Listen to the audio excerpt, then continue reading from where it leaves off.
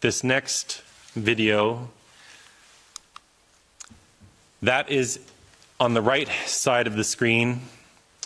That is a male named Marcy Bowers. That's a man. The woman in the center is Dr. Johanna Olsen Kennedy. This was a leaked video. This was an internal video conference they were having, and they're discussing the ability of boys who started puberty blockers at Tanner stage 2. Tanner stage 2 is the beginning of puberty. This is when you first develop pubic hair. It's when girls' breast buds first start to form. So these kids are all 10, 11, 12 years old, and that's when they start them on these drugs. Again, these drugs have never been approved for this purpose. These are prostate cancer drugs.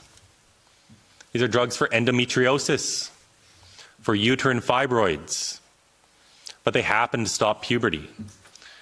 So they're discussing how it's destroying the future sexual function of all these boys. They admit to this, and I want you to hear it from them.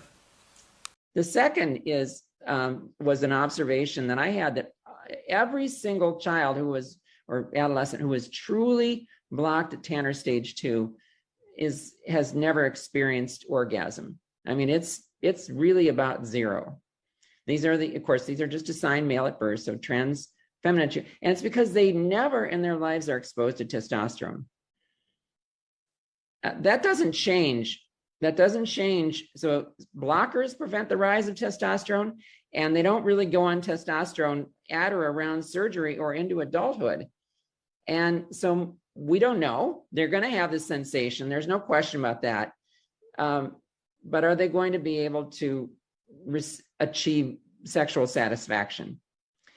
It's important in relationships. And I know that from my work with female genital mutilation survivors, that the lack of being able to be intimate with a partner is very important.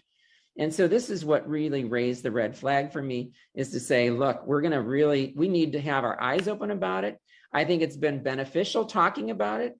I know Joe and many others have reported to me, they've changed their approach a little bit in their informed consent models, and that we're talking about masturbation now. We're talking about, okay, that's an area of the body that's got very dysphoric for you, but you know what?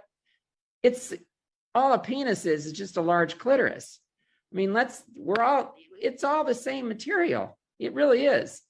So use it for the pleasurable purposes, partially that it was intended, and we'll see what happens. But these are to be answered questions. So can we avoid puberty and get good adult results?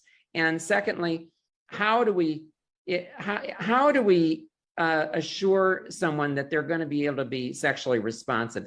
Do we remove the blockers during the course of their adolescence and let a little bit of puberty come back? Do we delay it a little bit, maybe into Tanner's 3 or 4, maybe before they have their first orgasms? Maybe.